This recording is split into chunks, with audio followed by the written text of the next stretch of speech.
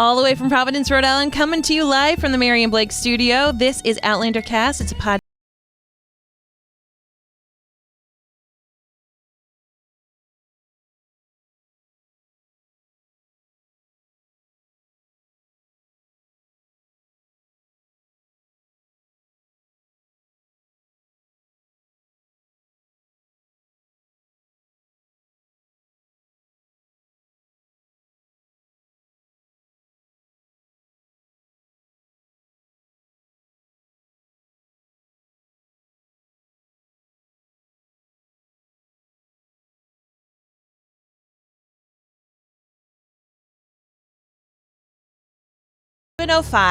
Listener feedback version. I had friends texting me, today's been a bananas day. I mean, let's be real. It's just been a bananas week. I thought my kids would be easier in the summers when they got older. I was wrong. The amount of activities and play dates and everything. Oh my goodness gracious. It hasn't stopped. I love it. I love being a mom.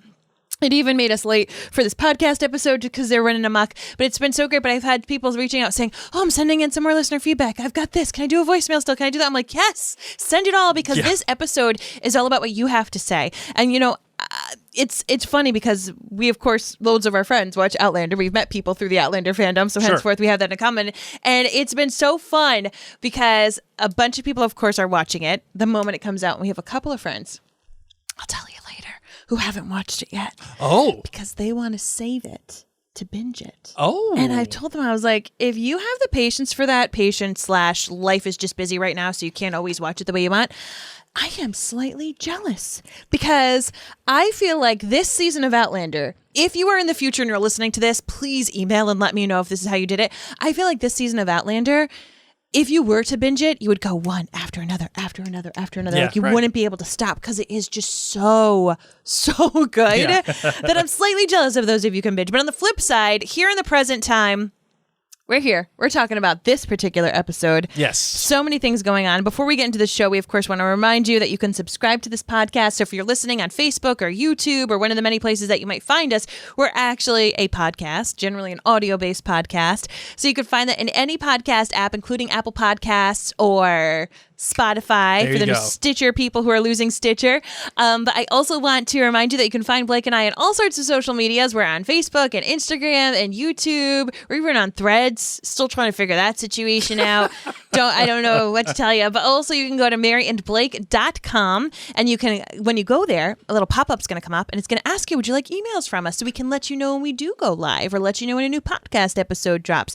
So make sure that you are subscribed there. And on that note, let's release the host. Ooh, look at you. You did it. I mean, technically it's your line since it's in blue, but I know. That's what I'm saying. You did the release the hounds. I got you. You're ready for the agenda free, baby. All right, here we go. Let's get it done. All right.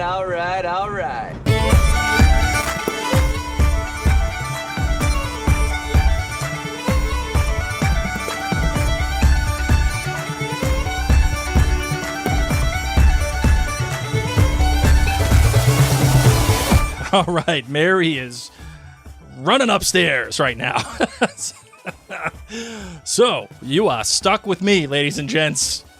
And as you know, I am not a good host. Something happened with my children. I don't know what it is. And if you're watching live, you just saw that happen in lifetime. And Mary Zedler here on Facebook says, mom ears. That's 100% right, because I didn't hear a damn thing. I didn't hear what happened. I don't know what happened. I'm still podcasting live, ladies and gents. The beauty of live podcasting. Okay, so since no one is here to talk with me at this moment, we're going to start with a voicemail, shall we? Because if I can't have Mary here with me, I'm going to have somebody here with me, and it's going to be this person. Let's just start with a voicemail. Hi, guys. My name is Riley. I have been a listener since 2019, but I'm a first-time caller. And all right, Riley, thank you so much. Where's my bell? I got to hit my bell. There it is. Oh, there we go. All right, here we go. We started off with a voicemail, Marvin. Fantastic. Because you had mom ears. Mom ears, the dog was barking. She wanted key lime pie that our little lass was having. Oh. She was barking incessantly, so I was nervous that there was an intruder or that someone was hurt and little Timmy's down to the well. I don't know. Okay? I was like, what would Claire do? Claire would run upstairs. No, it was just a dog being jealous of key lime pie. Yes. Okay. All right. is well. So we started off with a voicemail. This one comes from Riley. She's been listening to us since 2019. Yet, Hi, Riley. this is the first time she's ever called us. I've given her the bell already. You're caught up. Ready? Thank you. All right, here we go. A very proud member. I had a lot of fun listening to you guys try and figure out where Melinda was from. So I thought maybe you guys could try and figure out where I'm from, and then I'll tell you at the end of this voicemail. Okay. So my kilt rating Pause. for... By the way, Melinda, if you're out there, I do want to know. This is a mystery of the ages. It is, and I hope like Melinda wasn't hurt feelings. Maybe Melinda's in this voicemail. Does that say Melinda? Yes, it does. Oh my God, maybe it's you. Okay. All right. So what, Riley? Here we go. Okay, Riley. All right, you want to hear her again a little bit so we can play the game? Can I hear her name? Can I hear her say her name? Yeah. All right. Well, you know, we're going to start it over from the beginning. That way Okay. you can hear it, okay? And I won't have a key lime pie fiasco. No key lime pie fiasco. Not a Boston cream, but All right, here we go. know. I love how this has become a thing now. This is great. All right, here we go. 705 was hold on. Hi guys, my name is Riley. I have been a listener since 2019, but I'm a first-time caller and a very proud member. I had a lot of fun listening to you guys try and figure out where Melinda was from. So I thought maybe you guys could try and figure out where I'm from, and then I'll tell you at the end of this voicemail. All right. Do you have a guess as of this moment before she starts getting into her when thing? she first said her name, it almost had like an Irish lilt to it. Yeah. But the rest of it has been American. I'm going to say New Mexico. I was thinking like middle of the country, but the southern portion, but not in southern accenty. Like Oklahoma? I don't know. Do Oklahomans have southern I accents? feel like Oklahomans would have an Oklahoma accent. So I feel what you're saying. It's more like Western. It's Western, Southern, non-accented. Let's keep going. Let's keep listening to Riley's vowels. Krisha on YouTube says Melinda Gate. Yes. Caitlin guesses Illinois. I don't know. That was the guess for Let's Melinda. keep hearing how... All right, here we go. Riley. So my kilt rating for 705 was a 4.4. Okay. My good is Brianna getting locked in the tunnels and then knowing exactly where and how to get out and proving those guys wrong. My bad was leaving Walter to die. I was confused as to why they'd make us care so much and then essentially just say, bye, Walter.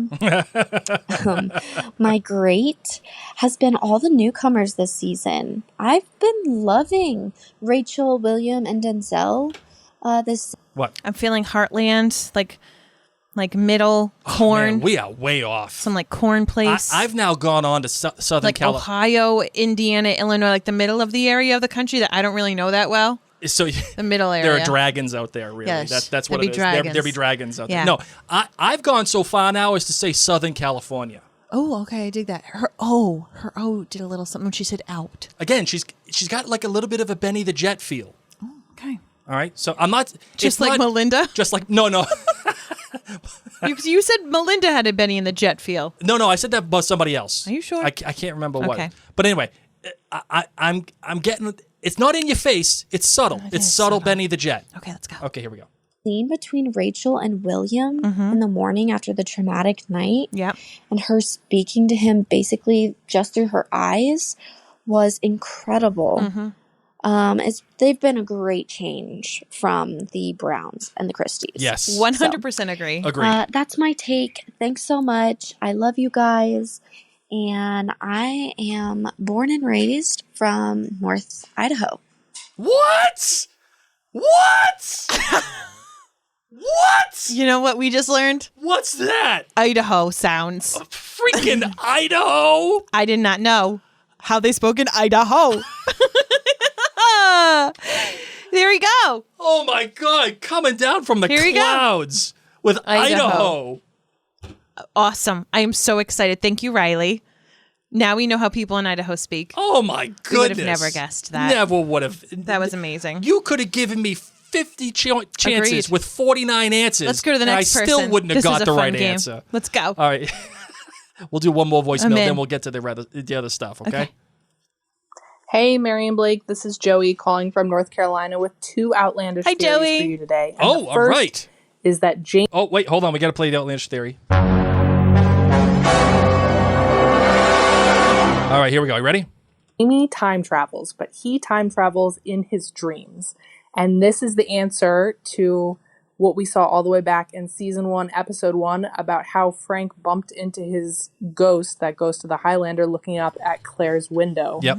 I feel like we have enough evidence for this now with, Dad talks to the kids and Dad dreams about the kids, and how a few episodes ago he knew Fiona's name after having a dream. I really think he is doing some sort of time travel in his dreams. Love it. I love this. My second outlandish theory, and this is building on what you said, Blake, that you think that Galis is coming back because she was mentioned. I agree, and I think that she is the person who is lurking around Lollybrock. Yep. I think she is there and is going to abduct Jemmy because he knows where that Jacobite gold is. Yes! And think about where we saw Galis the last time. She was in that, palace on that island and had all this money, and maybe the money she used to buy all that and have all that power was that hidden Jacobite gold. Anyway, thanks so much. Loving this season and loving the podcast this season. Thanks, guys, again. Thank you, And for Joey. friends watching live, don't worry. This is a spoiler-free podcast, so if you know the future like we do, or like I do, Yeah. we just say interesting. All right. You know what, Joey, right off the bat.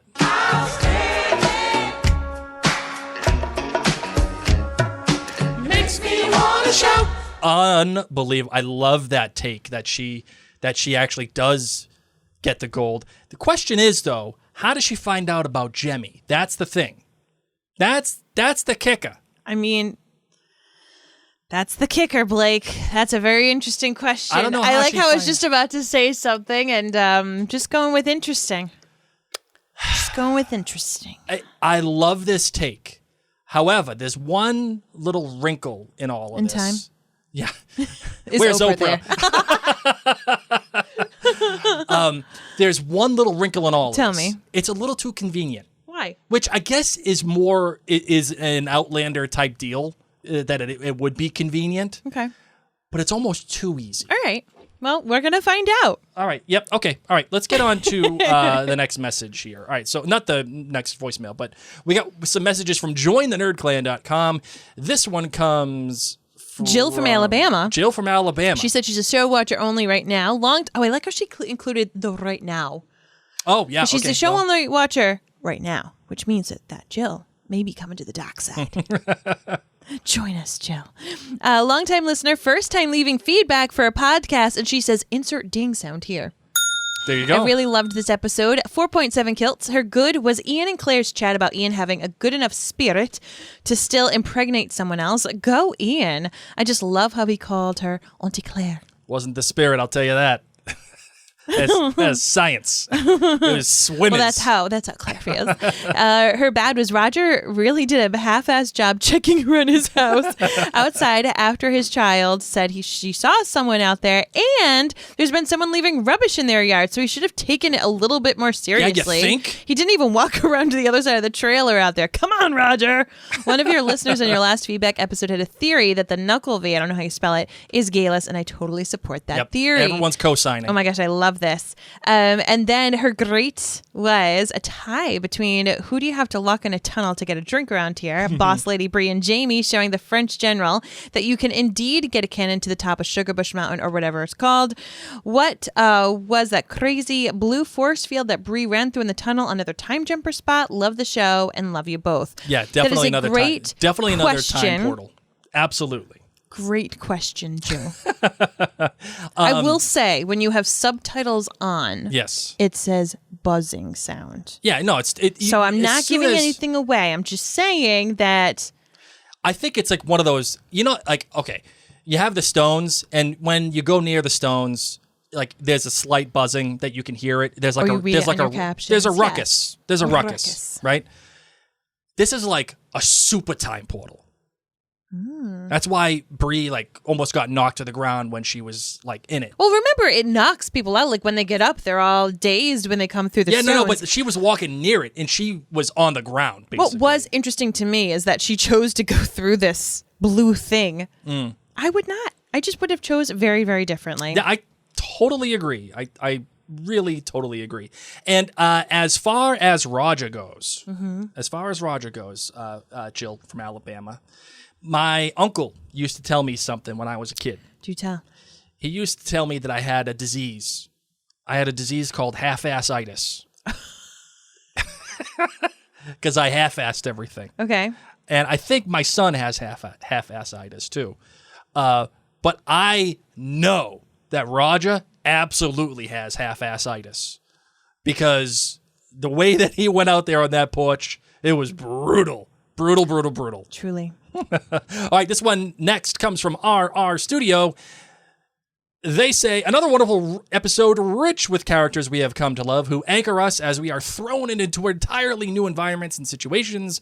Singapore was a great title because we are about as far away from where we have been as a slow boat to China, Mary. The good. Hot damn that damn. Maybe it's because I used to play Zork, the Underground Empire. But what an amazing underground set. As if it wasn't creepy enough to be trapped down there, there's a gayless time portal to amp up the supernatural coincidences for the Mackenzies in the future. A whole loaf of weird breadcrumbs are strewn around this episode that are surely going to lead to something. To something interesting, yes. The bad. Although Brianna snot crying, missing her parents after catching the kids in the graveyard, love a good snot cry. gave me a lump in my throat. She was staring at like 100 more letters.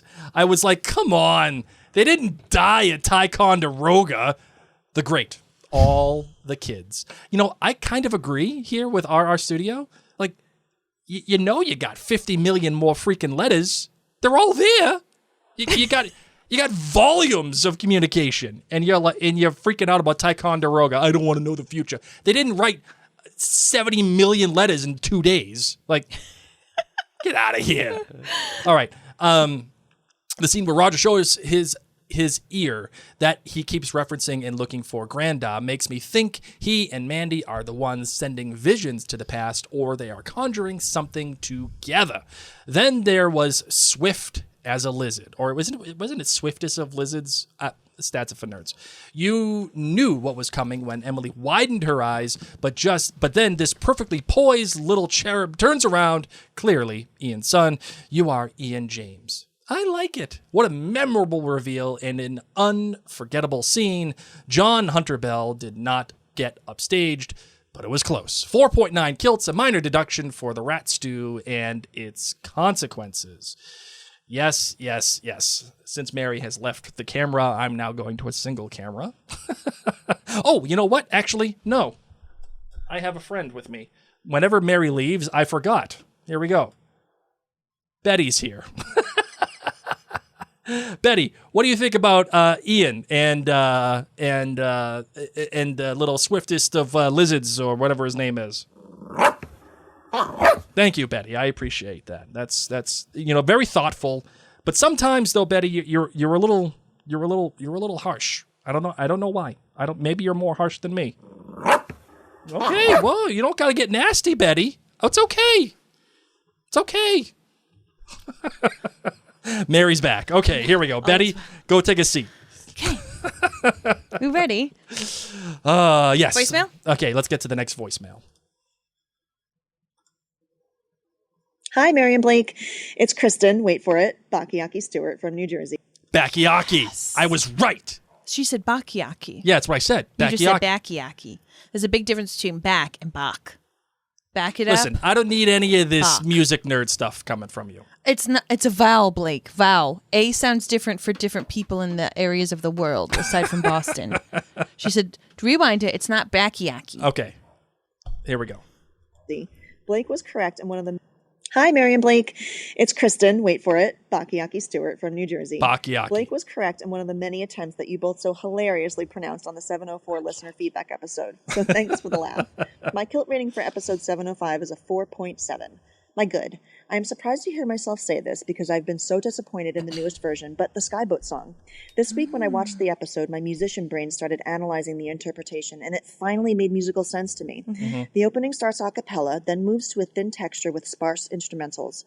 The rhythm is then driven by slow beats of the drum at first, building to the crescendo that brings in the final statement of the melody with a full texture of instrumental accompaniment, and with it, Sinead's full volume, changing the tone color of her voice.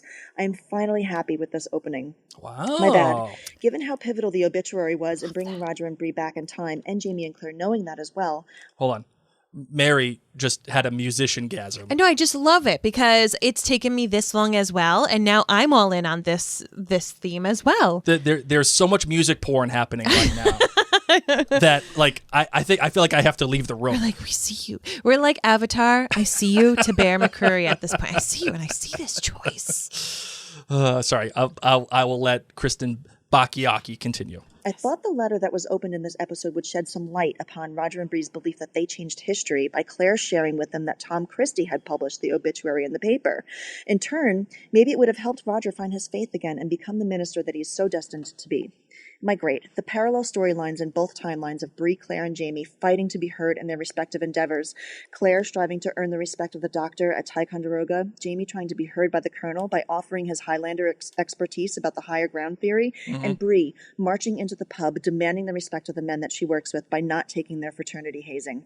Overall, a great episode to set up the back end of the 8th.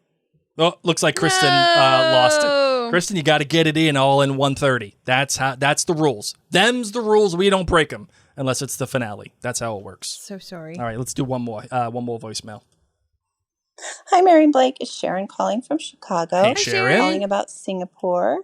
I'm just going to go ahead and tell you the rating for this is 4 kills. And that's really low for me, but mainly because as a writer myself, it really annoys me when pacing is off and characters don't ring true, characters that we know about. All right. Just starting with Claire, she never would leave anybody behind that was a patient of hers. She had worked so hard on that poor man to comfort him. And hold on one sec, Sharon. Is it better for Claire to leave him and know that she's not going to further risk his leg, or take him and make his leg worse? What's the better decision, Mary? Because I'm not sure if I co-sign on Sharon's thesis. I'm wondering if Claire's knowledge is like, I don't know. I don't My know. thought is this. I think the Claire we know would have done more to figure out a way to not put him in danger, but it was like, no, you're not going. You know what I mean? Like it was a decision, and that was that. So I think that's what's happening. Okay, sorry, continue on. And then handing him a bottle of laudanum and saying, "Ooh, here you go, sorry," and then leaving. It just that didn't ring true for our Claire. William was my next issue. He was such a jerk, berating the Quakers who had saved his life as they're riding along. And then, he sort of act like the jabronis from school who were like pick holes at you. If you believe this, then why are you doing that? And then William having to kill that guy. Just seemed very coincidental. I don't know. But my main disgust was that stew. I mean, so gross. Every time I think about it. Were those squirrels? I can't get it out of my mind. And then Ian, I just didn't get all this issue. Is that his boy? I don't know. Yes. We've seen more of that. And then that French guy just made me laugh so much. He reminded me of Monty Python and the Holy Grail. Oh, better luck next time. Bye. Yes, to me, it was very obvious that obviously this was Ian's child and that he got it and that Emily got it without having to say any of the words. And then the little boy's like, I was told I'm not supposed to talk about you to my dad because it would upset him. In regards to Claire, with Walter, I really think that she did the best that she could, that really his stitches would have not held up. Also, it's kind of up in the air where they were going right now in these boats, and like, would that be better for him? Plus, she gave him so much, how do you say it? laudanum, but the medicine to ease the pain. But then she also says, like, don't take too much. And she says it kind of like with knowingly eyes. And I took that as this will ease the pain. But if the British come in here and they're messing with you, it'll end your pain. So I didn't know if that's how others took it, of course. And yeah, Blake is now checking up on the bairns and the puppy upstairs because chaos is still ensuing, my friend. So here I am. Now I'm solely doing it, but Betty will not come out. I can read this next one without the dog. Becca wrote in at jointhenerdclan.com saying, my kilt rating is a 4.7. I had quite a few G's, meaning goods, and struggled to find a legit bad. However, the episode didn't completely take my doors off. My favorite good was Jemmy's explanation of getting in trouble for speaking Gaelic gave me an appreciation for the struggle of British citizens in Wales and Scotland during this time. I have a Welsh brother-in-law who speaks about how when his dad was going to school, the British government banned Welsh from being taught in schools, and if anyone who spoke it would be punished. My runner-up is how Jemmy ran into the Devacote, how do we pronounce that wonderful circular building, right? Perhaps to feel some comfort and connection to Granda. My bad, I really didn't understand the significance of the storyline of that couple luring the Hunters and William into their home, other than maybe to set up a future conflict of interest between William, Rachel, and Ian. It felt random, though. My favorite, great. What? Ian has a son? I have so many questions, and I can't wait to find out more. And the way Ian's face lights up when he sees the swiftest of lizards. Ian's laugh lines were so prominent. I didn't realize how sad he had looked these last years until I saw this scene. It made my heart melt into a puddle, and Ian's contentedness then spilled into the next scene when he runs into Rachel at the fort. I think it's because he's now confident that he can find love and have kids. Hi, Ian. Great acting by John Bell. My runner-up is the intrigue surrounding the portal at the dam. I'm here for it, and I can't wait to see what's coming. I totally agree, and I think a lot of us feel the way that the issue the Hunters and Williams had with the rat stew and those people, that it's... I don't think you're far off, that now Rachel gets to have special moments, you know, and figuring things out and all these kind of things with these people. So I do love that.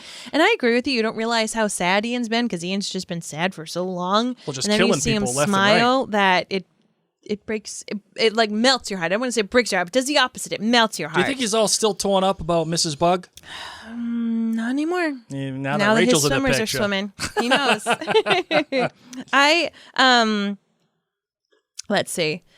Jessley wrote in and said, I really enjoyed this episode. The 4.5 kilts for me, although I truly loved everything except the rat stew. Barf. Right there with you. Right there with you, Jess. My GBG is all about Ian. Her good, the swiftest of lizards. Oh my gosh, I'm a show watcher, so I was surprised and completely delighted by this. What a heartwarming interaction between young Ian, Emily, and the new wee Ian. Oh my gosh, we have a new wee Ian. Oh my goodness. Way too many freaking wee Ians.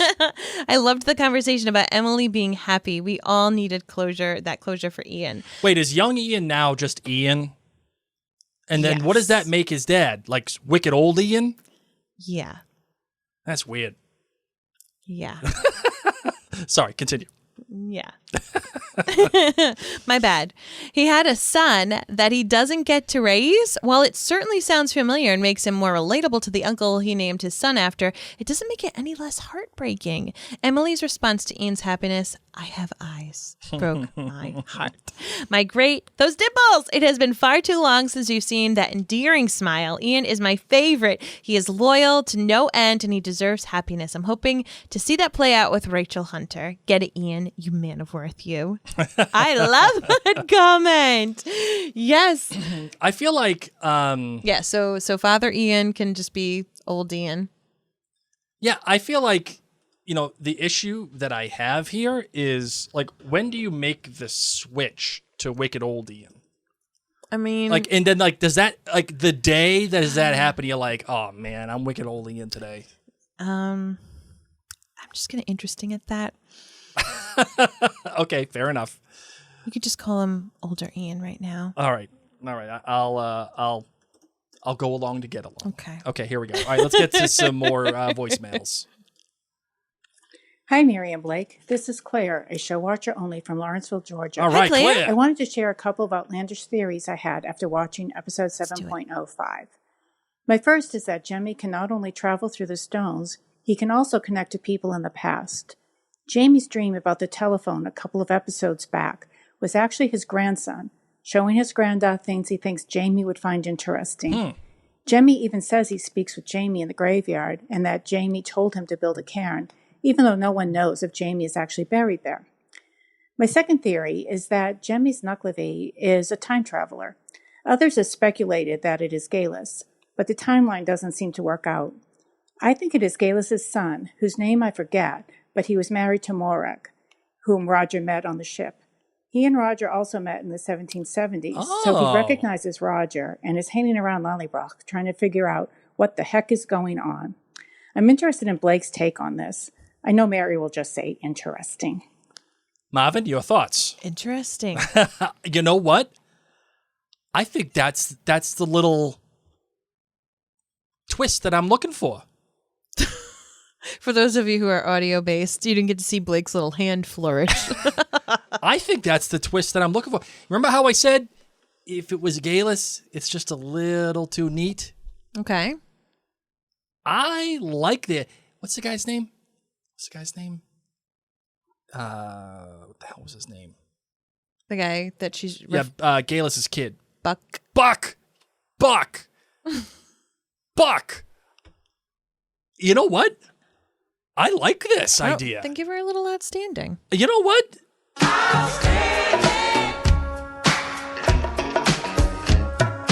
Makes me wanna shout. Yeah, the more that I think about this, the more that I'm liking it. Because it's Galus's ancestor. Here's the thing.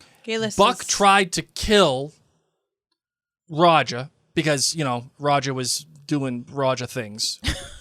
And now the tides have turned. How the turntables, right? Now Roger's the one in charge. Supposedly. Doesn't go outside with the weapon. Roger. I like this. You learn nothing. You think, if it is him, do you think Graham McTavish comes back? Because Graham McTavish was the one who played Buck in the other season.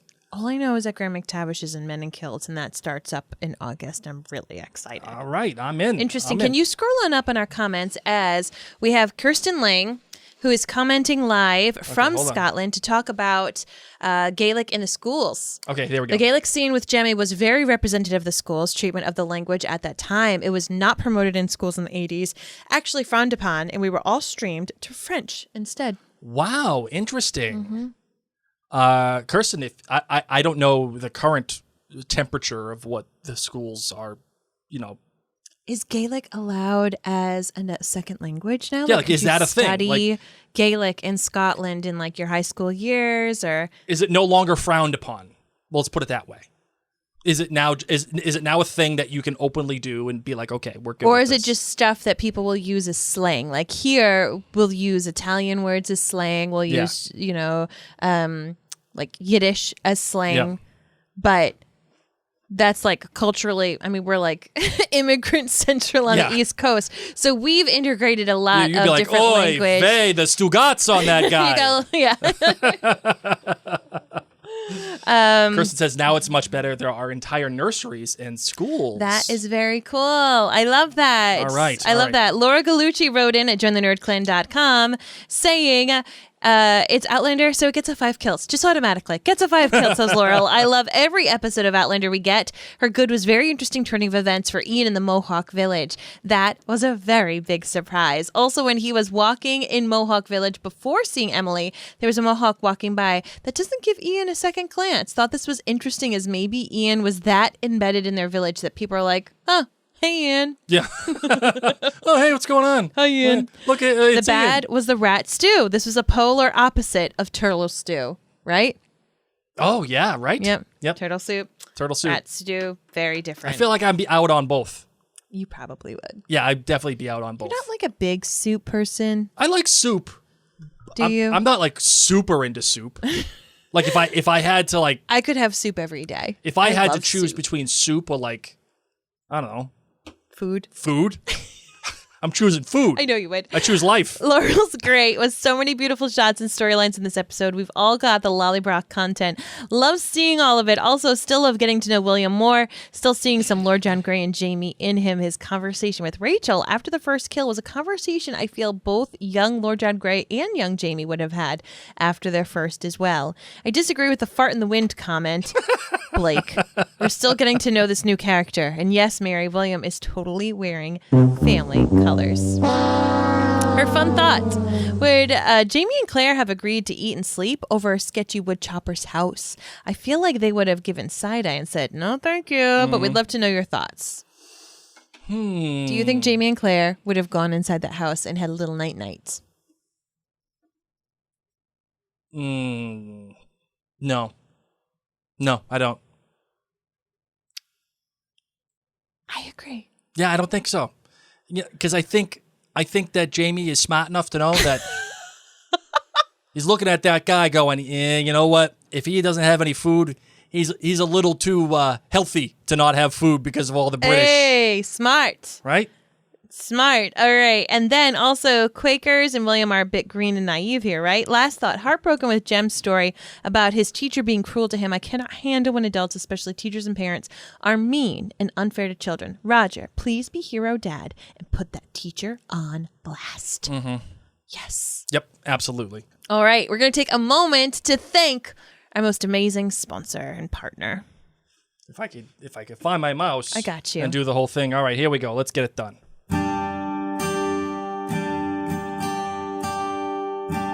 We've gushed all season long about how much we love WeBox, and friends who are joining us live would love to know if you yourself have ever gotten a WeBox. It is so wonderful because it is a monthly subscription gift that's designed to share Scotland with Scots and Scots at heart all over the world. And we know we have international listeners from all over the world, so you can be getting Scotland close to you. So every WeBox is carefully curated around a monthly theme with 5 bonny gifts and treats, which are often exclusive and can't be bought outside Scotland. It is a great value. It's a free magazine written with Scotland's top journalists, free exclusive virtual tour with the internet sensation Andy the Highlander, plus a soundtrack to listen to as you unbox your gifts. So the August WeBox, for those of you who love all things royal and Queen Elizabeth II and Scotland and Balmoral, it is the Queen's Highland Home WeBox. Of course, as the world remembers the Queen 1 year on, we salute her beloved homeland of Balmoral with the special commemorative gifts. Shipping in August, you're going to get 5 gifts that are far more than the cost of the WeBox, that magazine, and this one, it has teas and a beautiful mug. And the teas are a special Balmoral blend. So it's inspired by Scotland's historic tea pioneers and enjoyed by the Queen. All right. You can go to webox.co.uk and use the coupon code CAST10 for 10% off at your checkout. That's Webox, WEEBOX.co.uk with the coupon code CAST10 for 10% off. What's not to love? I know. You got it. We got some people here saying that Linda on Facebook said she just got her first WeBox today. Oh my goodness! Yay! Today. Linda, have you opened it yet? I know. Have you opened it? And Catherine's saying she's going to get it next month. So very excited for everybody. Oh my gosh, that is super pumping. Awesome. So webox.co. Pumping? I just said super pumping. Like I'm pumped for you? Yeah. Not. She's actively pumping for you. She's that happy. She's actively pumping. Yay! Webox.co.uk cast 10 for the checkout code. Let's get our voicemail. % off. I gotta get off the. There we go. Got you, baby. All right, here we go. Let's go to town here for the next voicemail. Hey, Mary and Blake. This is Angie in Georgia. Hi, Angie. I wanted to give my feedback for episode 7-5. Okay. For anyone who's like, wow, Angie, you're from Georgia? Angie's originally from Alaska. Really? So put that in your poop and put that in your poop and eat it? Put that in your pipe and smoke it when it comes to accents. You're just making stuff up as we go here. She's from, I unplugged myself, North Pole, Alaska. Who never said we were professional North in this Pole. studio. Mary just unplugged her headphones. There we There go. you go. More better. There we go. All right. So Angie, originally from North Pole, Alaska, now like lives in the Georgia. North Pole, Alaska. There is a North Pole, Alaska. And when mail is sent to the North Pole, No, I'm US. legitimately asking. There's a North Pole, Alaska? yes, and their friends who have bairns, Yeah. earbuds in. Yep. Their telephone poles are candy cane striped. Stop it. Their post office receives the North Pole mail in the U.S. Stop it. as part of their middle school or high school experience. They write back. Stop it. They have multiple Christmas-related things. And children there frequently think and grow up thinking that they, in fact, do live in the North Pole until they learn the truth. Until they watch Because Elf. everything there is North Pole-ish. Wow. Google it. That is crazy. That's like crazy pills. That's what that is. No, it's just so interesting. I find it so interesting. But nonetheless, I love that because Angie's calling from Georgia. But she's from the North So Pole. if you're trying to listen, if you're like me, trying to listen to people's accents this episode, learning about different accents around the world, just know. Listen, if you're in the North Pole and you want a Weebox, you just go right to weebox.co.uk. I'll get you 10% off right away, baby. All right, here we go. Let's get to the rest of Angie's North Pole message here. I would give it a 4.7. I thought it was a really good episode. Okay. My good is, I guess, Roger finally like apologizing and kind of manning up. He's still such a douche, but he is my good. He's still also such a douche. Visiting the graveyard finally, that was sweet. Yes. My bad is Emily. Okay. Ian's wife. What, you couldn't send a letter or a messenger or Yep. anything like when you gave birth to this redheaded baby and be like, hey, maybe you should come home. BT dubs. Or at least like an FYI. Also, he like totally met up with her new husband and he didn't even mention it at Right. all. Like, my kid looks exactly like you. Okay. And my great was also Ian meeting his son. Yes. The smile, John Bell's face is so cute. That It kid really was is. adorable and looked exactly like him. He did. Yep. So great casting there. That was the best. Snaps. I loved it. I hope you guys are doing good, and I will talk to you soon. Bye. Thanks, Angie. You know what? I'm kind of out on Emily, too. I'm out.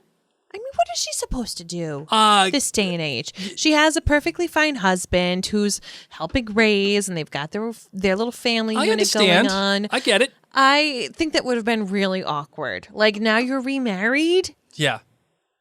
I don't know. I'm kind and she honestly probably didn't know for a little while.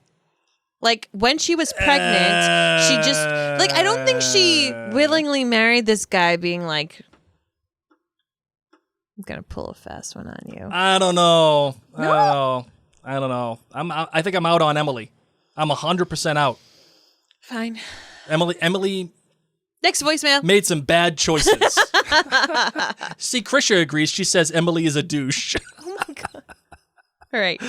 And then Next. Melanie on I hate that YouTube word. says, my son wrote several letters to the North Pole, Alaska, and actually received letters back. Yes. That's what I'm talking about. There you go. That's what I'm talking about. All right, Marvin, are you ready for this one? I am. All right, because, I'm so ready. I'm going to go to the split screen. Okay. Here we go. You ready? Lumos is even in the split screen. All Okay, right, Blake, here I'm we go. ready. Hi, Mary and Blake. This is Melinda from Edinburgh. Okay, all right. Mary? That sounded Scottish. No, that wasn't Scottish. The way she said Edinburgh. I don't know. All right, final guesses as to where Melinda is from. I'm so Nerds. happy you called it, Melinda. Nerds watching live. Okay? Here we go. Okay, I can't wait any Final longer. guesses. Please, just play Melinda. All right. All right, here we go. And just to be clear, none of your guesses about where I'm from have been right yet. Okay. All right. Even more exciting. This is a professional Is it tease. Idaho? It's not. Is it Idaho? If it's Idaho, I'm going to be so upset. I'm not. I'm going to be thrilled to have learned so much about Idaho. Okay. Okay, here we All go, right, here we go. Melinda. But I'm here to talk about Singapore, the latest episode of Outlander. Oh, Melinda! Jesus, Melinda. You gotta be kidding me. Okay. First we get Idaho, and then we get this. Okay, hold on. She just wants to talk about the episode, which I appreciate. Let's be here. She'll probably tell us. That at was the end. such a good move that I think that she might be from Boston. All right, Okay, here we she's go. here to talk about Singapore. My kilt rating is 4.3. In this episode, the main characters are all managing major levels of frustration, and watching them sit in that frustration was quite interesting, but it could have held so much more tension and really have been a better episode. But my good, the knitting or the patchwork quilt of what the show has become from the books. Yeah. There were so many key elements just dotted into this episode, and many of the scenes in script was directly from the books. But I'm finding Rachel, my new favorite female character. Her eyes are so expressive, and I love the look on her face when William was telling her that he thought killing murderers was quite cool. My bad. The lack of consistencies. Roger snuggling Jemmy and his ear hurt. Ian not telling of William to at least Claire and Jamie. Bree not telling Roger about the blue fog and all the stuff at Fort Ticonderoga. Fort Ticonderoga could have been so rich with voiceovers and stresses and frustrations. But quite frankly, the evacuation didn't even look like a Friday afternoon on the Mass Pike. My great, it is us being in Melinda dropping Mass Pike. That is a big clue. Melinda. Big clue. Melinda. Dare I say, her actions today have proven that she's one of the chosen. Now, will she be Massachusetts fully, or will she be like a New Hampshire, Vermont? I'm going to say she's in New Hampshire. Okay. Because New Hampshire people use the Mass Pike all the time. So do Vermontians. No, Vermont people, they don't leave Vermont. It's the People's Republic for a reason. Okay, let's keep going. She's doing an amazing job. But I love everything that she's saying. But dare I say, Melinda gets... She's from New England. She's from New England. You don't go dropping Mass Pike references Her unless... vowels are so... She must... I want... Okay, keep going. All right, here we go. The 1980s in Scotland. How fabulous it is. And quite frankly, I hate to tell you, Blake, but Roger is a typical Scottish man, because I've got one just like him. But I love the scene where he was so playful with her not wearing her knickers, and their relationship is just building. But the biggest great ever is Bonnie Scotland. That dam is real, and it actually even has a salmon leap along the side, which Jamie would have loved. My husband loved the episode. He's absolutely... Oh my God, Melinda got cut off? got cut off. We'll never know. You gotta be kidding me. Freaking Melinda. That was diabolical what she just did. She took time to tell us about the salmon. Salmon and freaking dams? However, I love salmon swimming up on a salmon's dam. great. Love salmon. Yes. But you gotta be kidding me. Oh my gosh. You know what? It might be a good thing, Mary, to let the mystery be. I was just gonna say to channel the leftovers. Just let the mystery be. All right. Next voicemail. I need to have a moment to calm down for Melinda. Melinda. I can't. She's probably laughing, listening to this, thinking it went the whole way through. Freaking Melinda. Melinda, it's 90 seconds, sweetheart. Dropping Mass Pike? Come on. Don't nobody drop Mass Pike unless you're from this area. But her accent isn't that thick, so it makes me wonder if she is from Massachusetts, if her parents were originally from Massachusetts, or if she did something where she was like, I'm going to kind of lessen this accent. I don't even know. Let's go to the next one. Caitlin on Facebook saying, okay, we need a t-shirt. Where in the world is Melinda?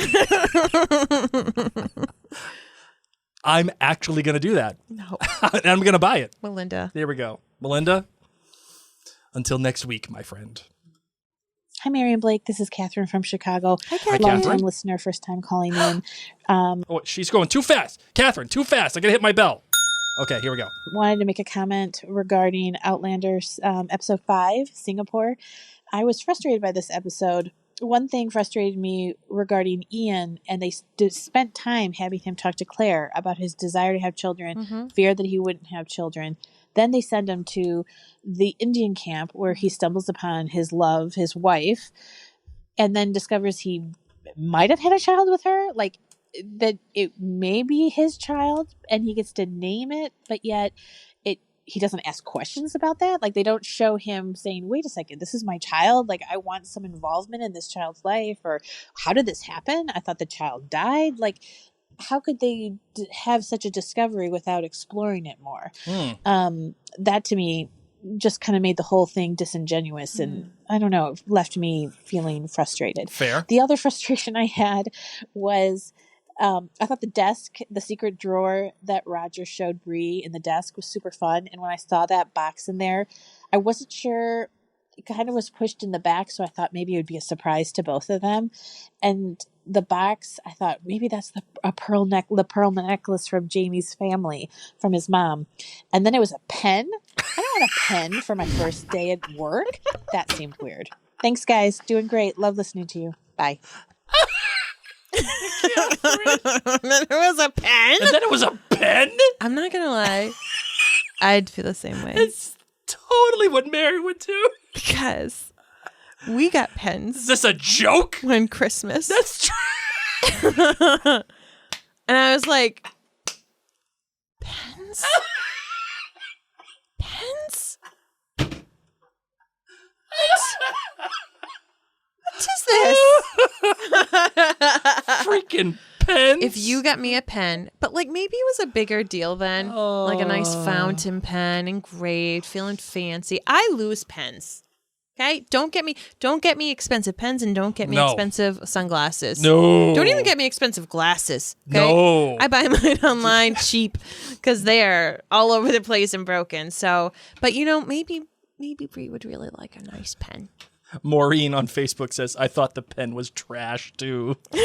And she says, if at least had like a highlighter on one end and a mini Post-it flags on the other. Honestly, like it's the 80s. Let's get with it. Trappa-keepa it up. Oh, man. But a lot of people do like pens. I feel like, Blake, you would like a nice pen. I would like a nice fountain pen.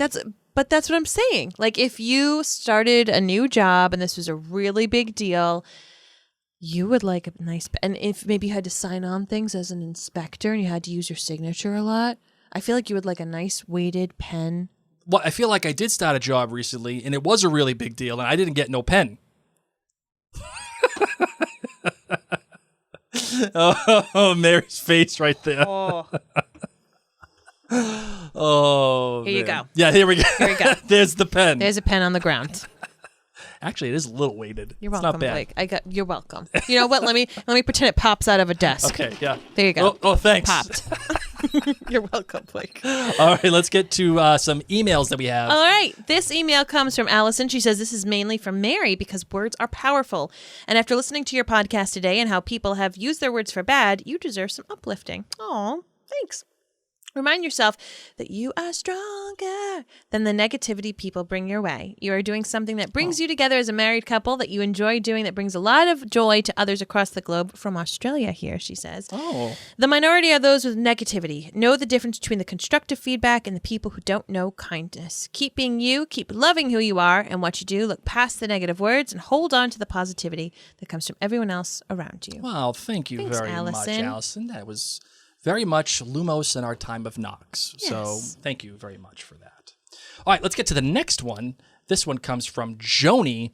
Joni says, hi, Mary and Blake. Just listened to your podcast about Outlander episode 705. I give the episode 4.9 kilts. Rather than giving GBGs for the episode, I want to talk about one thing in particular. During the podcast, Mary said, we've seen Jamie and Claire go to war. For a lot of people, that feeling about Jamie and Claire seems to have been there, done that. For me, Jamie and Claire are the alpha and the omega of Outlander. A lot of the secondary characters people fawn over wouldn't be where they are or even exist without Jamie and Claire. Brianna would not have been born, and without Brianna, Roger would be a boring history professor at Oxford wearing a tweed jacket with elbow patches and a turtleneck. I mean, I'm into that. Well, the thing is that he's still just a boring guy wearing, tweed jackets and elbow patches and a turtleneck. He's just not a professor. I'll take that. That, please. Listen, when a man hits on another man's wife. Okay, this is old. If it's true that we have seen Jamie and Claire go to war. In fact, this is Claire's third war, and yet they're willing to do it again. And for the sake of their family, a family 200 years in the future, it is true that they know they are on the side of victory this time. They also know that the road to victory will be bloody and difficult. Yet, they are willing to walk through that fire again. Looked out another way, Claire's knowledge of the future tells them how this war will end. It has also told them exactly when the war would begin. They know from experience that they can't affect the large outcomes of history. The American rebels would win whether Jamie and Claire fought alongside them or not. Yes, Jamie would be conscripted, but if Claire had told him she couldn't go through another war, he would have honored her wishes. They could have gone to Scotland in 1774 or the beginning of 1775 and avoided what was coming. They stayed knowing from experience that war engulfs everything in its path. And when Jamie does get sucked into the war's vortex, Claire doesn't try to avoid it. She tells Jamie, I wasn't prepared to fight a war tonight. Neither were you. I won't let you go without me. They'll need doctors. In episode 705, Jamie is dealing with the same tunnel vision from a general that he saw in Bonnie Prince Charlie's war councils. He was 25 then, so even if it's smarter to have Charlie's generals ignore his advice on some level, Jamie could understand it. In 1777, Jamie's in his mid-50s with a lot of battlefield experience under his belt. Having his advice ignored this time had to be galling, but he checks his ego for the good of his men. When General Pepe Le Pew is saying no one could have anticipated the British taking Sugarloaf Hill, Jamie doesn't contradict him. Instead, Jamie coordinates the evacuation efforts so that the Continental Army can live to fight another day. Similarly, Claire knows how her medical expertise will be viewed by the military surgeons. She shows up and offers her skills anyway because she knows that the soldiers deserve the best chance of survival, and for them, Claire is that chance. She is. My point is that so far this season, Jamie and Claire's courage has been quieter, but it deserves to be celebrated rather than brushed past just because it's no longer new and shiny. Love this. It stands out all the more for being tempered and seasoned. I love that. I love that viewpoint. Well done, and snaps to you. I love that. You know what? Yes. I think I can get behind I'm that. a believer. I mean, there is something to be said that they know that they're going to win. That, like, they just know. Listen, not everyone lived during the Revolutionary War. No, I know. I agree. Okay, just because you're on the winning side doesn't mean you get to reap the benefits. That's true. Very So true. it's not like you know you're going to live and that your loved ones are going to live. So it still is taking your life into your hands. Let's get a voicemail. All right, let's do it. Where are we here? Okay, here we go.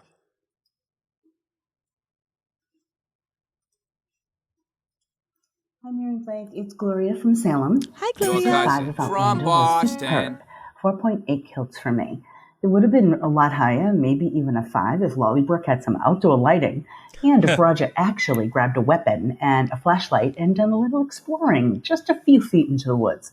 Not too far, but at least he could have done some checking of the perimeter. My GBGs, my good was Swiftest of Lizards, little Ian James, adorable.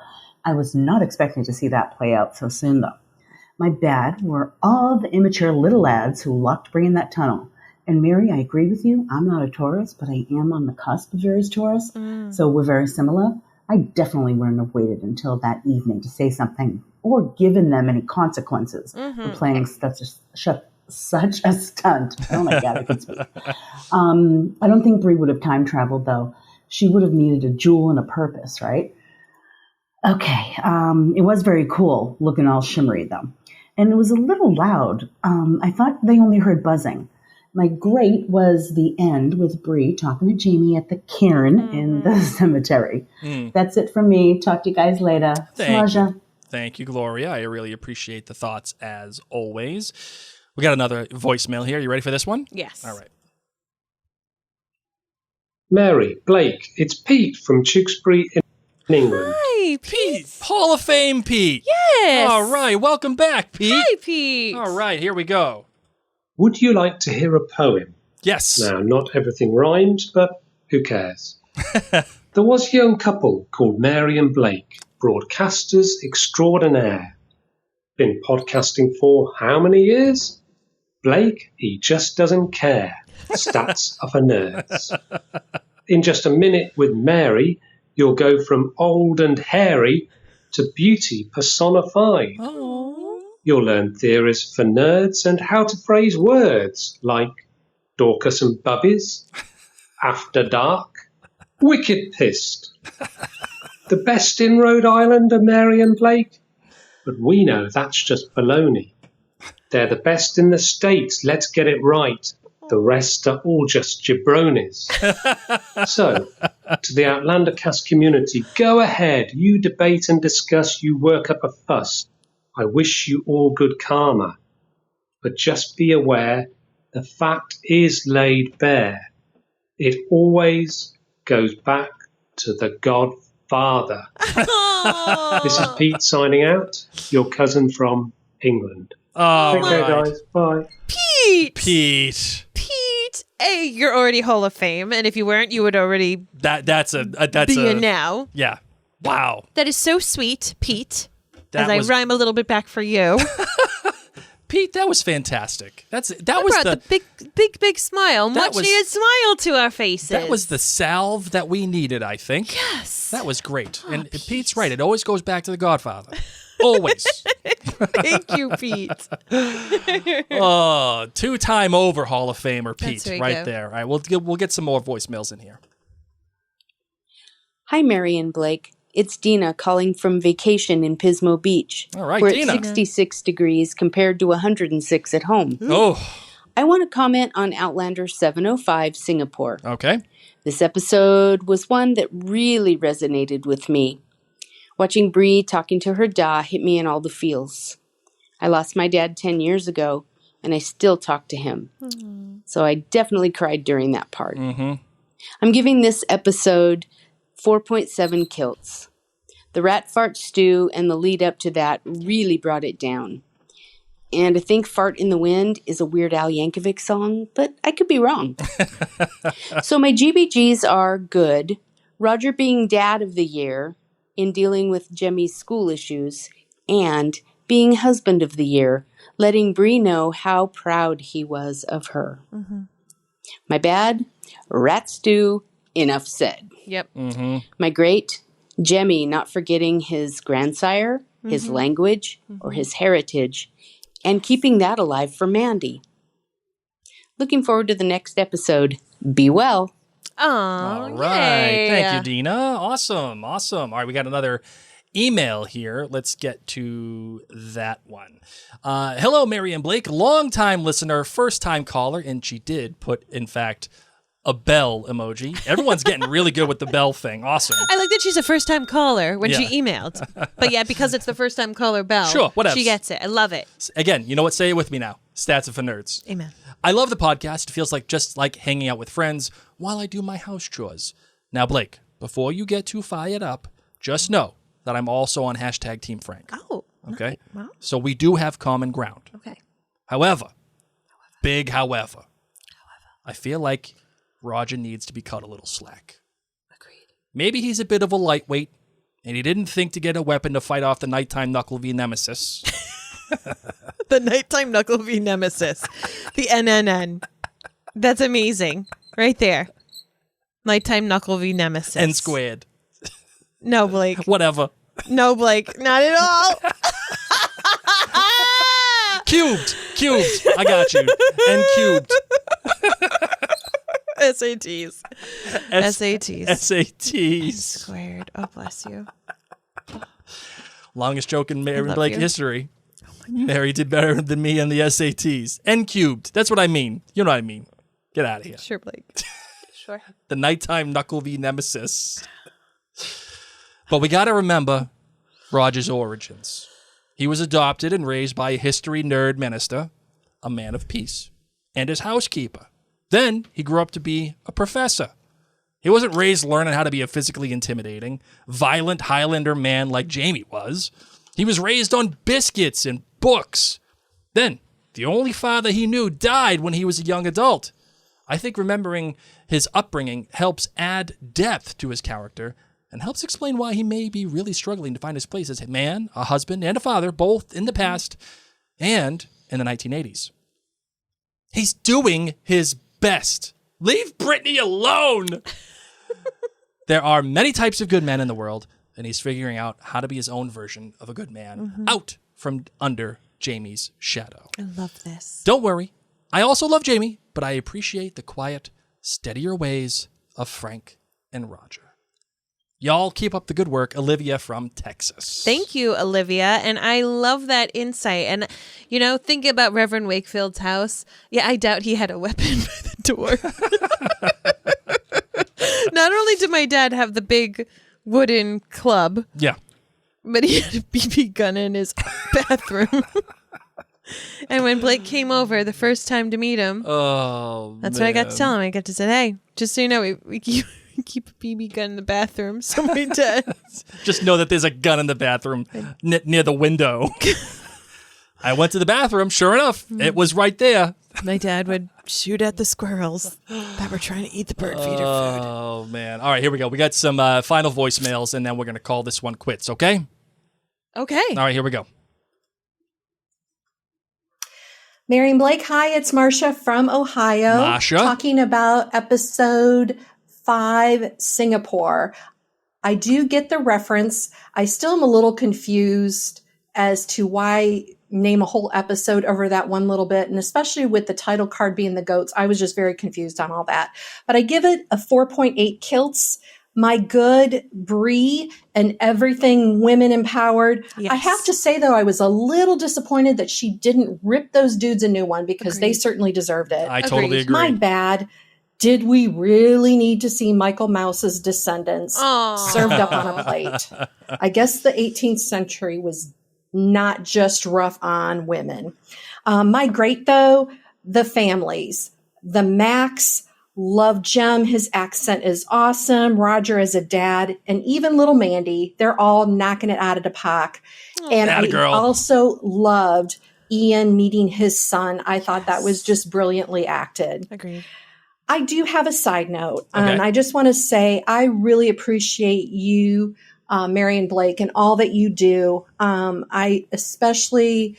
appreciate your vulnerability, and just know that the baddies always get their comeuppance, and just keep on keeping on.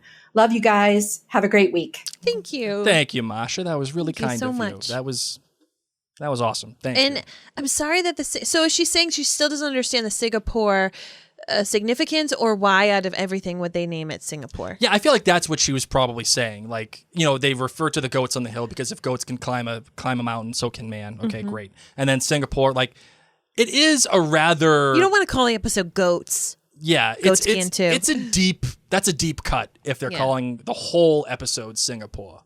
But I kind of dig it because it's from Claire. In my opinion, you get to rock it from Claire's perspective. Yeah, I mean, would it have been better like if it was called Ticonderoga? Like, yeah, maybe, but Rat stew, sure, like, or cannibals, or they're not cannibals. Well, whatever they are, they would kill them and take their money and stuff. Yeah, but that guy was again a little too healthy. For eating only rat stew. Yeah. Yeah, I don't know. But I kind of I co-sign on that. Like, because it's a deep cut if they're calling a whole episode Singapore. So it is what it is. Here's what Gloria says, a gun in the bathroom for your dad, just like in The Godfather. Essentially. It always goes back to The Godfather. All right, here we go. We got 2 more voicemails and then that's it. Hi, Mary and Blake. This is Lauren calling from sunny South Florida. I am a first-time caller but long-time listener of Outlander Cast. Okay, hold on. We gotta hit the bell. I first found your podcast during COVID, and you better believe that after hearing one episode, I was hooked and had to go back to the beginning and listen all the way through. All right. And before I jump into my GBGs, I just want to take a moment to thank you and honor you both for the amazing work that you do. I am so, so grateful for this place that you've created for us nerds to call home. And Mary, I was so saddened recently to hear of the negative comments that were made toward you and Blake. You and I are Instagram friends, and we chatted for a moment in regards to that. And I just want to echo the words that I said to you on here. For every naysayer out there, you have a clan of nerds behind you that just honor everything that you do and could not be more grateful for the unique perspectives that you bring. Mary, your beautiful smile and spirit and your incredible insight when it comes to music and everything else that you lend to the podcast. And Blake, of course, our resident historian, with all the film references and jokes. I am here for it. I just celebrate you both for the work you're doing. Keep going. We are in your corner cheering you on. And without further ado, I'm going to jump now into my GBGs. And this might be a two-part voice note because I don't think it's all going to fit in this one. So bear with me here. Okay, Marvin. What? We got rules. We do have rules, but she sent that one out of kindness. All right, so are we giving the official? We'll give the official okay. We're gonna break the rules. She did reach out to me and say such sweet things, so thank you. Yes. Okay. Thank you. All right, we're gonna break the rules, yes. and we're gonna allow two voicemails. Okay. All right, here we go. Right into my great, which honestly has been all of season 7. Outlander is back, baby. I want to jump right in with that scene where Brianna is driving in the Land Rover and we get that gorgeous view of Bonnie, Scotland. Actually reminded me a little of Jurassic Park. I was totally expecting to sort of pop out at some point. I love Jemmy's conversation with Roger. It felt very reminiscent of Jamie's chat with Wee William back at Hellwater when he called him a stinking papist. And we know Grandad would be proud of Jemmy for standing up for his Scottish heritage. I also loved Ian's conversation with Auntie Claire about his spirit. You could just see the pain in Claire's eyes in remembering Faith. I also loved that we are still seeing the blue Fraser color going strong, that gorgeous teal hue of Claire's outfit when she's talking to Ian, William's jacket when he's with the Quakers, and Brianna wearing a teal blue shirt with the jabronis at the bar. I forget their names, but you know, the guy with the 2 names. You know who I'm talking about. Yeah. The guy with the 2 names. And then, of course, Roger as Mr. Mom doing all the DIY crafts. He totally looked like the brawny man in his plaid shirt and jeans. I was just waiting for him to whip out a paper towel and start cleaning up the mess that the Knuckle has left behind because this guy is making a disaster of Lallybroch. I also loved the bookend of Brianna going to the cemetery and talking to Jamie about her day. It felt like something real that she would have done. She's missing her da, and you know, going to the cemetery and speaking to the Karen, you can tell just brought her some peace and comfort. So I loved that scene, beautifully played, and I loved how her voiceover continued through the credits. No. It's okay. All right. We're giving a break in the rules. We are triple breaking the rules here. Okay. This one's only 12 seconds. Okay. All right, well, I have plenty more where that came from, but I want to be respectful that you have to get through so many voice notes, and I'm already 3 parts in, so I will leave it at that. Until next time, here's raising a glass in your name, Marion Blake, Slandra. Well, Lauren, I'm glad we broke the rules. Yes. Okay. Thank you very much. She did send me a message on Instagram, and it did warm my heart. Oh, she did? Yeah, that's what she sent in the beginning. We've been chatting, so thank you. Thank you for Lauren, and thank you for everybody else who's just been kind, because it is tough. Yes. Hate is going to hate, and I try to shake. But Mary can't shake it off sometimes. It's hot for her. It's hot. So thank you. All right. So thank you, Lauren. That was very kind of you. All right, ready for the last one? Our final voicemail. Yes. Here we go. Hi, Mary Blake. It's Brittany from Rhode Island. Hi, Brittany. My kilt rating for episode 705 is 4.97. Okay. My good is Bree and Roger. I loved seeing them being more fleshed out and seeing their personalities shine. Bad for me was pretty random. It was General Fermoy's accent. For some reason, it took me out of the moment and it almost felt like a caricature. Great. Seeing Ian happy. This young man has been through so much already in his short life. It's wonderful to see him genuinely smile. Sure. Loved this episode. I can't believe we only have 3 episodes left in this half of the season. Until next time. Oh, that's right. Good job, Brittany. Thank you so much. Thank you. What did Lauren said something that I wanted to ask you about, Marvin, and now I can't remember. I'm sorry. I kind of blew it there. It's okay. Damn, I can't remember. It'll come back to you. Yeah, of course it will. It will come back as soon as I hit stop. No. Well, we want to thank you all for those of you who've taken the time to write on in and send your feedback, whether through Facebook or Instagram or voicemail, or of course our friends at jointhenerdclan.com.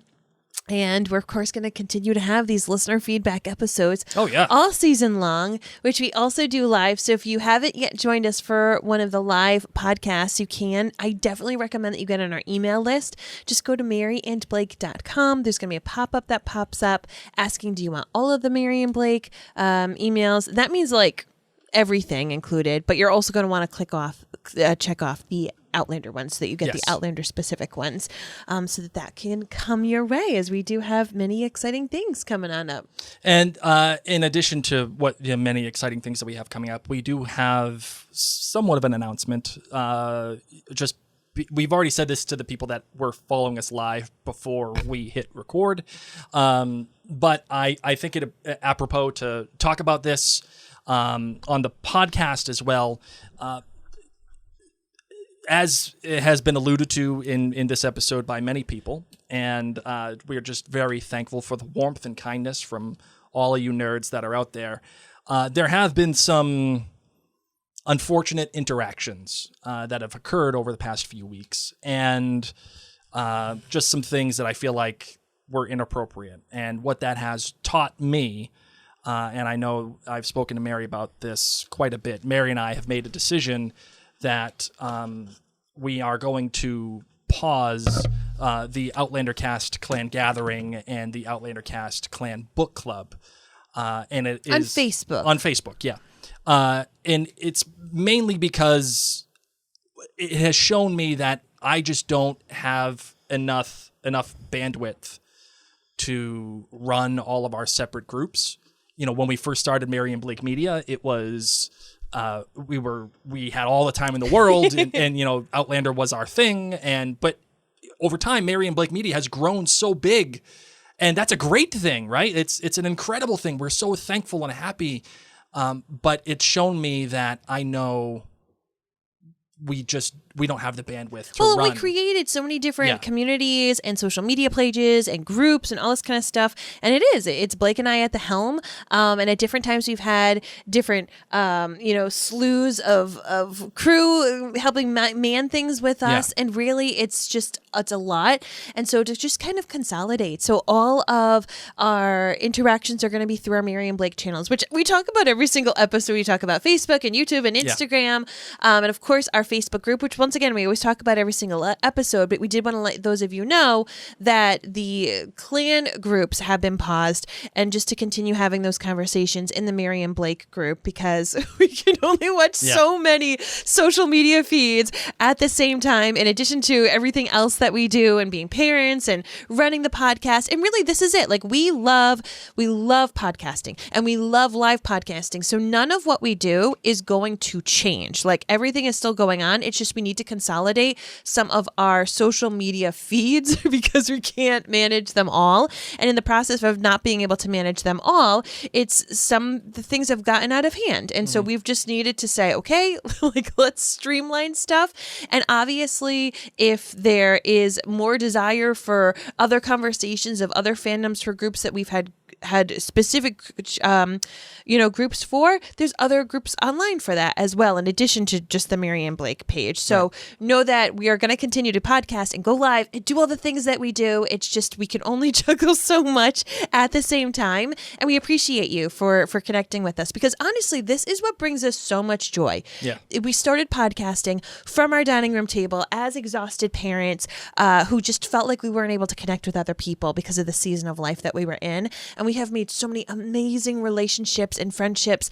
And this is why we do. This is why we podcast. We podcast this free podcast to connect with people, to help people make friends and build relationships. We do the listener feedback to hear your voices. So we are excited to continue these conversations going at the Mary and Blake group on Facebook, and all of our other social medias as well there. So thank you. So for those of you who are members at Outlander Cast Clan Gathering or in the book club, if you want to continue to talk Outlander with Mary and I, you are absolutely more than welcome to. Just join the Mary and Blake Facebook group. Even put on in the questions, hey, I'm part of the Clan Gathering or whatever, and you're going to be let in. That's not an issue. We have one space, and that's where we're going. We can't juggle it all. So, and it's great because we get to have relationships with viewers like Melinda. Oh my gosh, Melinda, who we still don't know where you're from, and this is so exciting. I know. So in honor of Melinda, I have this for you, Mary. Okay.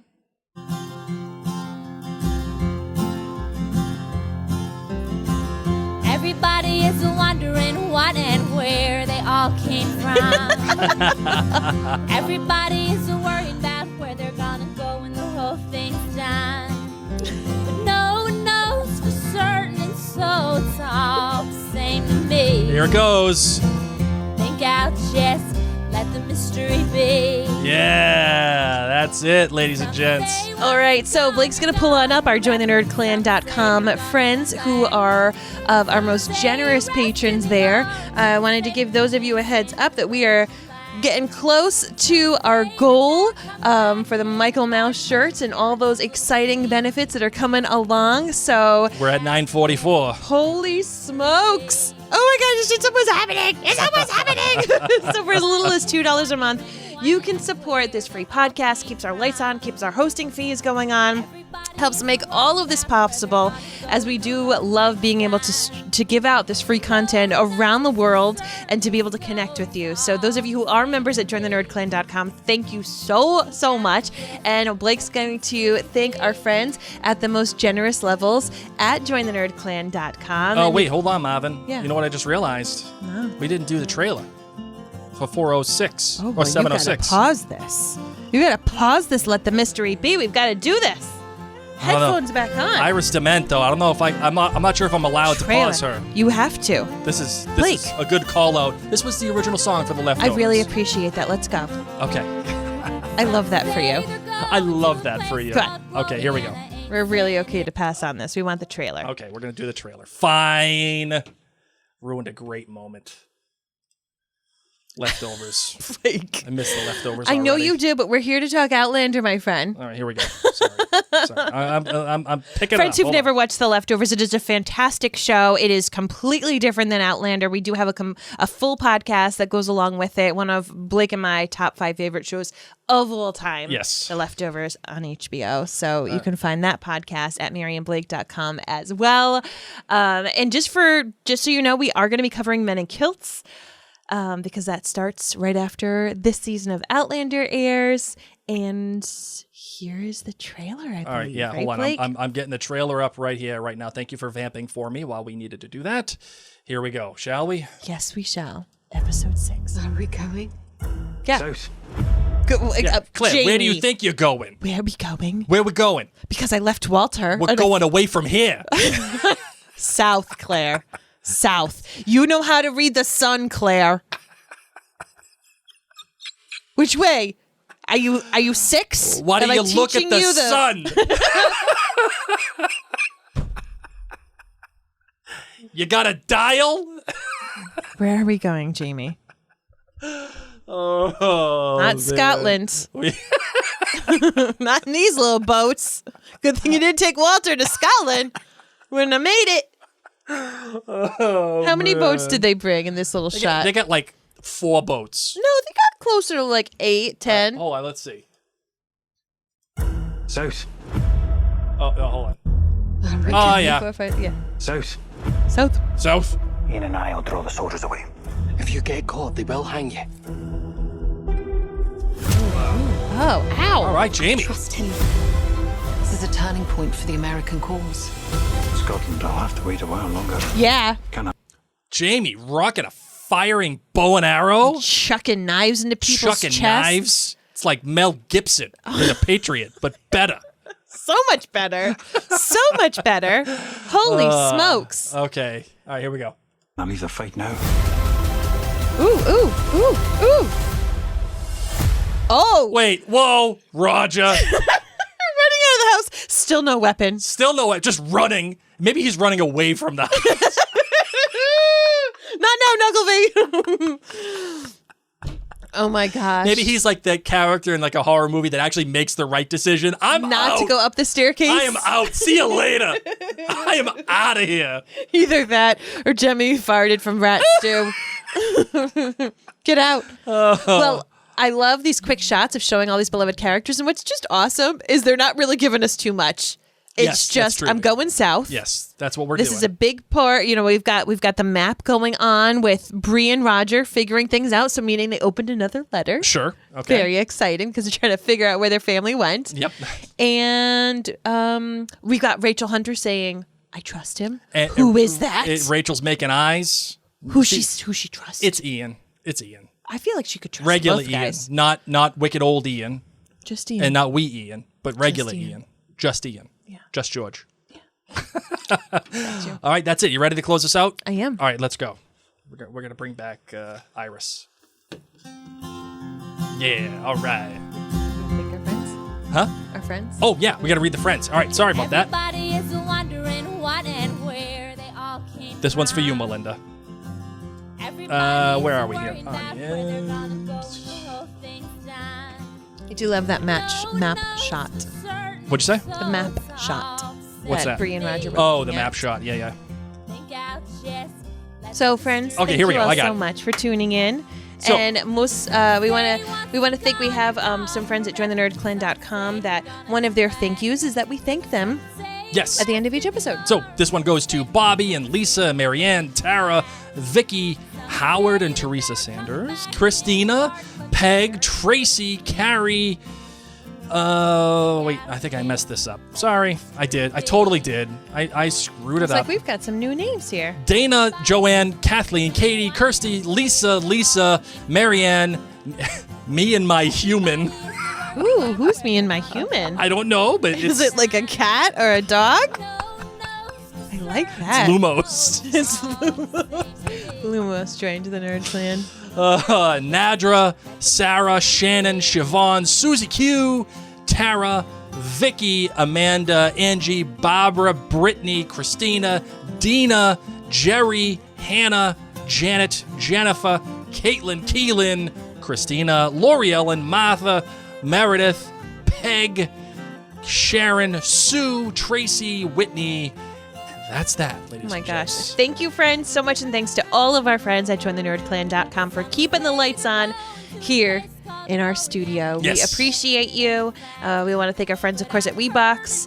And that is a scoop. I know I mentioned it before, Yes. but we do have a fun event going on October 22nd here in Rhode Island. It is going to be the St. Andrew's Society, which is our Scottish society group here in Rhode Island's 100th anniversary. I am the MC, so if you do live in the southern New England area, you can go to, I think it's just riscott.com, but we're going to actually be interviewing and talking with some people from the St. Andrew Society, so you'll get to hear more from them. We are going to the New England Highland Games in September, and also going to be going to a Red Sox game in September. So you'll see more information about all of those events on the Mary and Blake Facebook pages. All right. On that note, my name's Mary. My name's Blake. And you've been listening to Outlander Cast. And we're going to let the mystery be. That's right. Mystery big.